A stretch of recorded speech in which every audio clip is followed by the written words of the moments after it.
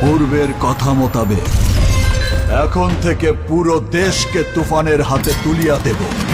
সে যা চাইবে পাইবে, যা করিতে চাইবে করিবে। তাহাকে কোনো কিছুতেই বাধা দেয়ার এখতিয়ার কেউ রাখিতে পারবে না।